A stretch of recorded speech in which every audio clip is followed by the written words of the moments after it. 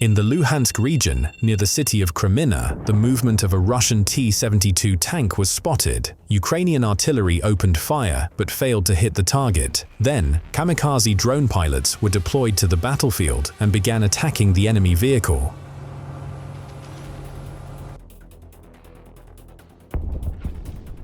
After the first strike, the tank was damaged but continued to move, so the pilots kept hunting it down and ultimately destroyed it.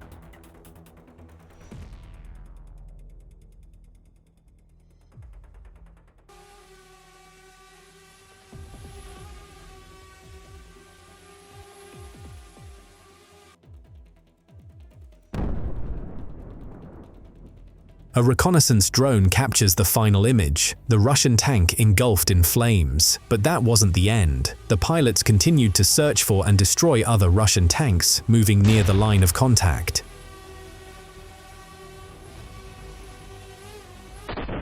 Here, a Russian armored personnel carrier with infantry tries to break through the ruins of a Ukrainian city, but the pilots show no mercy to the Russian invaders. They strike with ruthless precision, turning the enemy armored vehicle into scrap metal.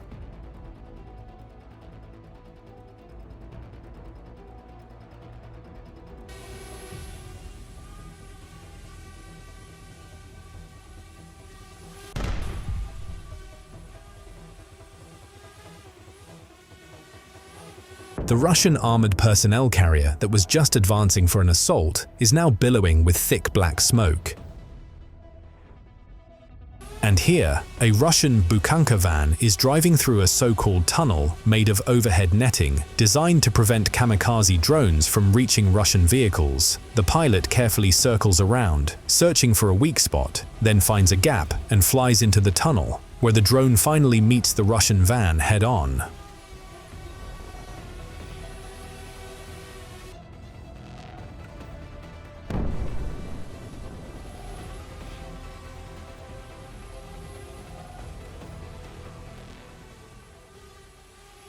Here's another Russian Bukhanka, modified into an assault vehicle. The Russian soldiers inside clearly didn't expect to encounter a kamikaze drone. Here, a Russian armored personnel carrier driving past a tree line, where Ukrainian soldiers were positioned, suddenly exploded like a New Year's firework.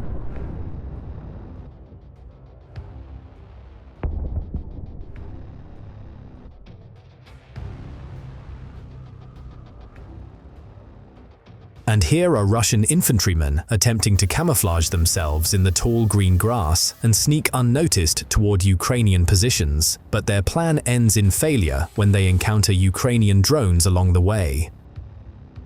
Reminder, this is the censored version. You can watch the full uncensored version on Telegram. The link is in the video description.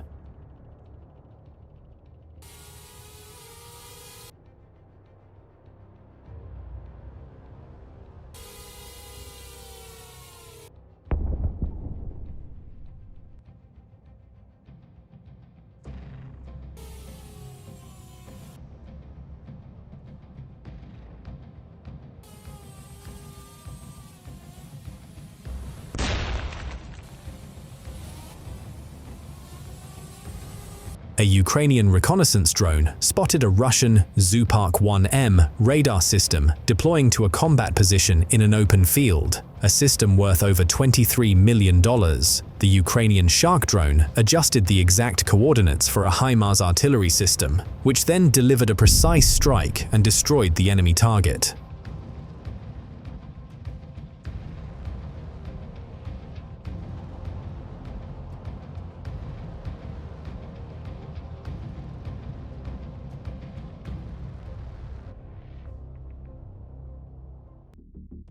Here, a Ukrainian MiG-29 fighter jet destroys a Russian drone operator hub in the village of Myrn, Zaporizhzhia region. The fighter's operator delivers a precise strike that wipes out the entire building.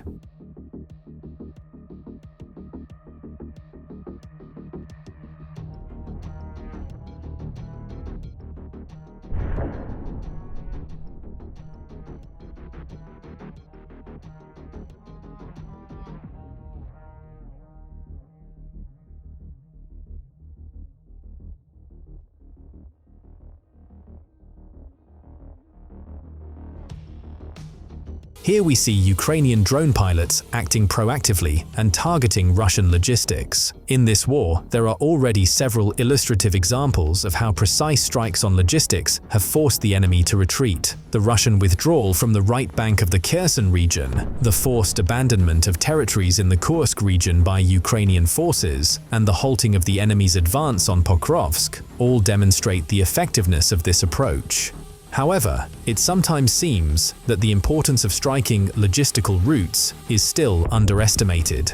There is no centralized understanding of this tactic, and most such operations are personal initiatives at the unit level. The enemy's advantage in manpower is obvious. However, even more dangerous is their complete disregard for losses. Their indifference to their own soldiers allows the Russians to advance, slowly but systematically, 10 meters, 100, eventually covering several hundred kilometers in total. These small tactical gains eventually become a real threat in certain sectors of the front. As often happens, Ukrainian units find themselves in semi-encirclement and in order to preserve personnel are forced to retreat, even from well-fortified positions. One of the ways to stop such advances is to disrupt enemy logistics. Infantry without supplies cannot hold positions for long. Water, food, ammunition, reinforcements, all of it is critically important. Some of this can be provided by drones or ground-based robotic platforms, but the volumes will be minimal. Units left without stable logistics are unable to defend effectively, let alone go on the offensive. Of course, the enemy will remain in their trenches, trying simply to survive, and will not even try to attack. Despite our successful strikes deep behind enemy lines, the overall situation at the front remains tense. The Russians continue to advance, slowly but persistently. These gains come at a massive cost to them. But when has that ever stopped an empire? Ukraine's defense forces need decisive changes. Defeating this ruthless enemy is only possible by reaching a new level of development.